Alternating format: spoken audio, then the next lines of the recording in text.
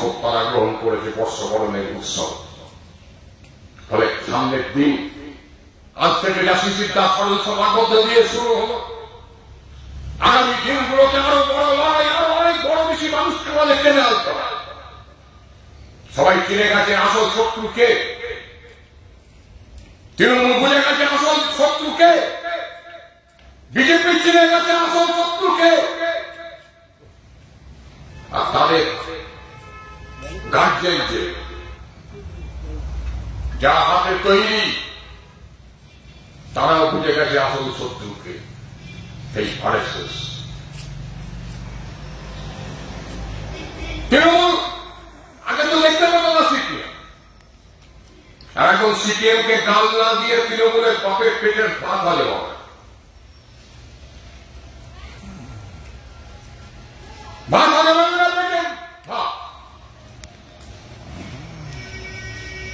BJP সে এখন তো একটাই কথা, প্রতিদিন টিভিতে খবরের কাগজ আমাদের নেতা কি যে সিপিএম ভোট কেটে নিয়ে তৃণমূলকে নেতা তাদেরকে ভোট দিতে হবে, তৃণমূলকে রক্ষা করার জন্য। কেন বিজেপিকে মানুষ করবে? চোখ টাকার যারা হচ্ছে আমাদের পশ্চিমবঙ্গে, যারা চুরি ডাকাতি করেছে, সেই সারদা থেকে শুরু করে বালি চুরি, কয়লা চুরি, পাথর চুরি, চাকরি চুরি, গরু পাচার, মেয়েদের সম্মানহানি, তারা সব একে একে জামিন পেয়ে যাচ্ছে চোরে। আপনাদের পাশের জেলায় বড় চোর, চোরেদের মাথা আর কি মুক্ত। এর থেকে বলে যায় নাকি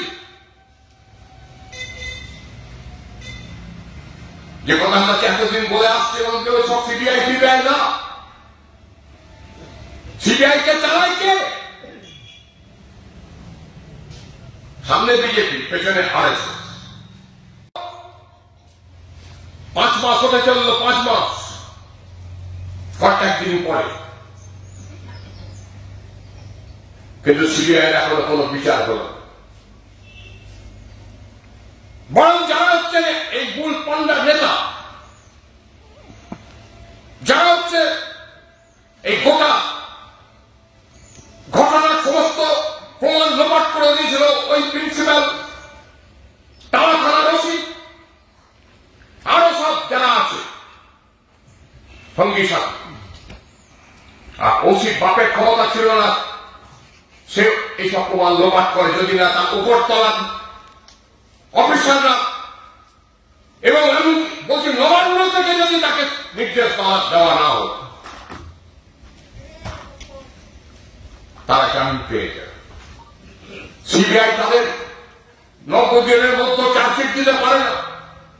শুধু তাই নয়, আশ্চর্যের কথা, যখন ফরেন্সিক ল্যাবরেটরি থেকে রিপোর্ট আসে তার 27 দিন পর তারা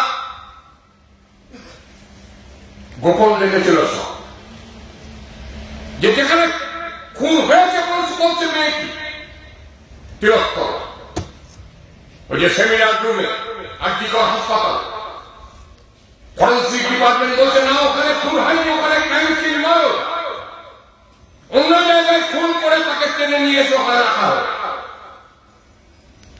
এবং সমস্ত তথ্য প্রমাণ লোপাট করে দেওয়া। কি বেড়ে যাচ্ছে দর্শকদের, লুটেরাদের যারা স্বাস্থ্য ব্যবস্থা নিয়ে, স্বাস্থ্য শিক্ষা নিয়ে দুর্নীতির কারবার চালাচ্ছে গোটা রাজ্য জুড়ে, তাদের রক্ষা করার জন্য আজকে মুখ্যমন্ত্রী প্রচেষ্টায় এই কলকাতায় গেছিলাম খালপুষ্যবাদে রাজ্য কমিটির মিটিং, এটা দেখিনি এই ধরনের একটা স্লোগান এই প্রথম চোখে পড়ল যে ধর্ষণকে আড়াল করে কে? 14 তলার বাণিজ্য, কার্যকরকে ধর্ষকদের আড়াল করার জন্য লুটেরাদের আড়াল করতে হচ্ছে 14 তলা নবান্নে। এর থেকে ভয়ে যায় না? বিজেপি ভুলে গেছে ওইসব আজীবনের ঘটনা, আর কোনো কথা নেই।